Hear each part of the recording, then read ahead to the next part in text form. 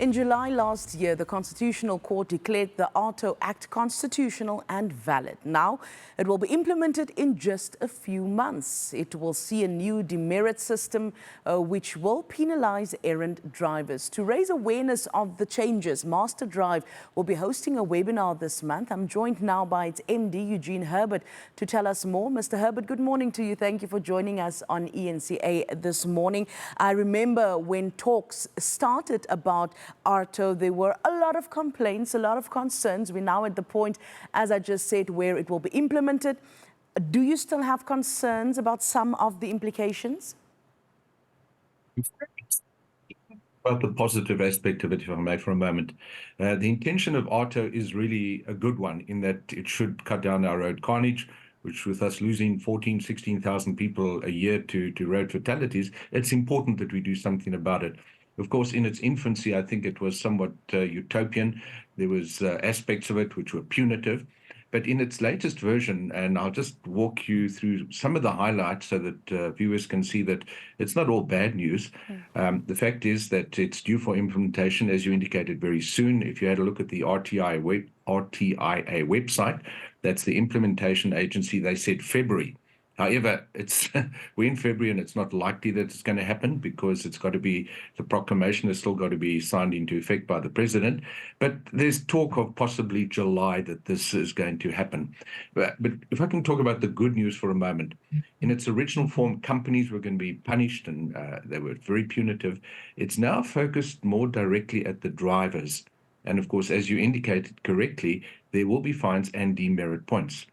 The consequence of which, if a person is in breach of any of those things, and of course we know that speeding is one of the easiest things to enforce, so viewers, please be careful. You better be really cautious about watching your speed limits. And the maximum points that you can get before losing or so your license being suspended is 15. But it's directed primarily at drivers. So think about this in the context, you drive for work, it could have an effect on the employer. But if you lose your license, it could mean your livelihood is under threat.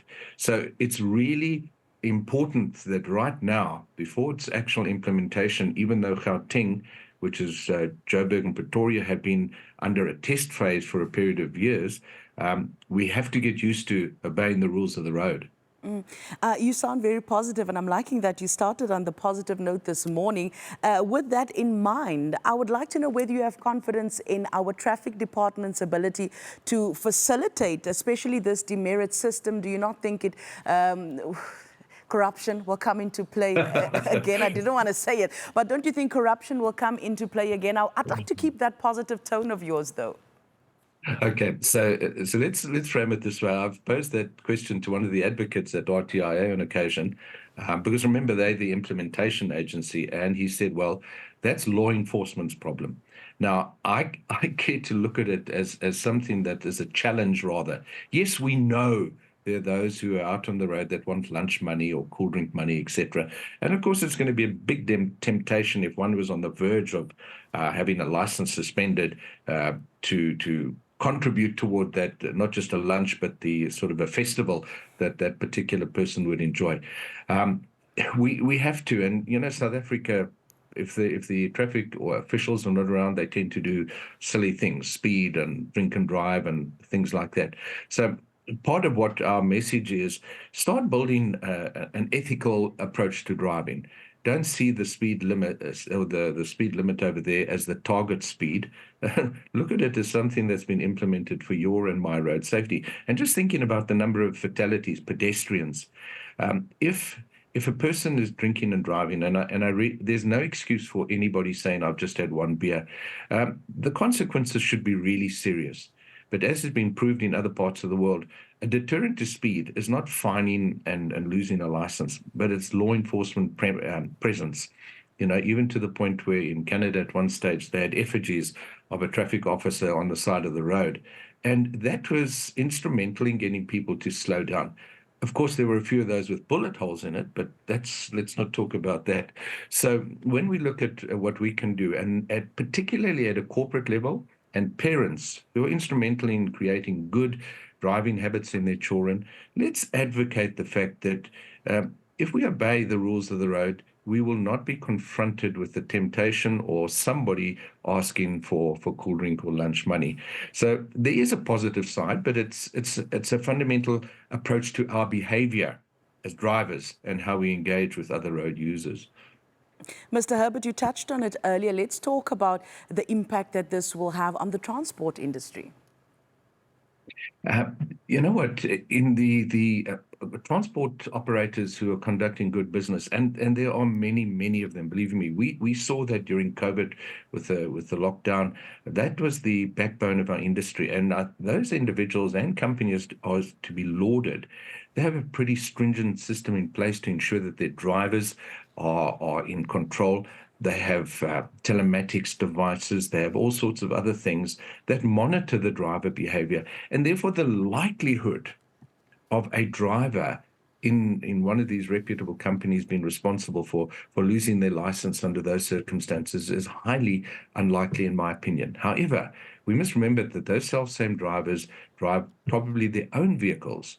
And therefore, the possibility that if they get picked up in infringement, which could result in forfeiture of points, it could impact on the company. So companies are looking, and it should, if they're not already, at the policies that they have in place, employment policies, because if a person doesn't have a license, was not able to drive, do you have a job for them? So I do think indirectly it's going to have an impact on employment. It could have a positive or a negative one. I'm really not sure at this point in time.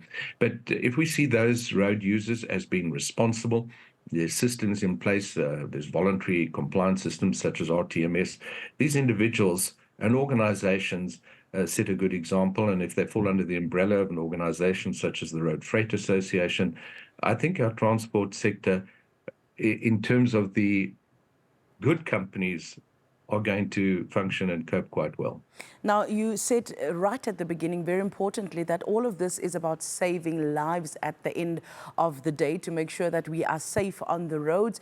But you also touched on the fact that this could affect our employment, because if the job you're applying for requires for you to have a driver's license, all of a sudden you're going to have to think very carefully about this demerit system and how it affects you. Do you think, I know that you're having an awareness campaign and you're having a webinar, but do you think that as road users, motorists, we understand the AARTO system and especially the demerit system well enough?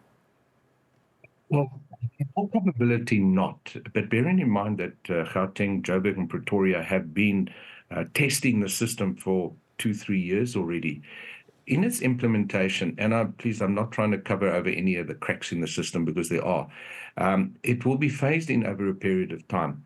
There are possibilities within the system if one has been penalized unfairly. There are tribunals which can be appealed to.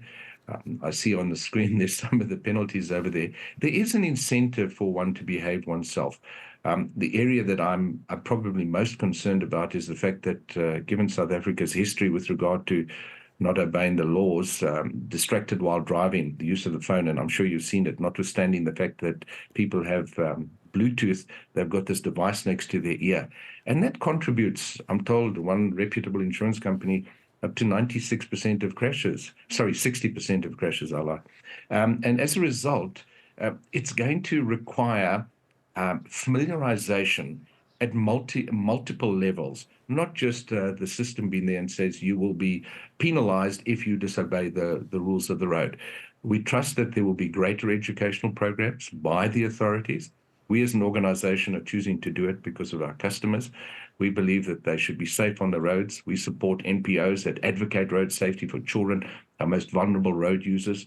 And as a result, I would like to believe, notwithstanding the fact that bribery and corruption is a very real threat, notwithstanding the fact that people will still continue to drink and drive, even though they may not be caught, there should be a moral compass, and we've seen it evidenced in other parts of the world where zero tolerance with regard to speeding and drinking and driving are possible. And it's those countries that drive on the same side of the road as what we do.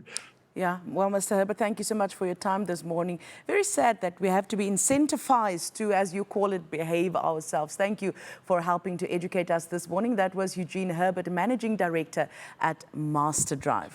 Masego, I hope we still have all our points. I still have all my points. But he was quite correct about people still not obeying the rules of the road anyway. Yeah.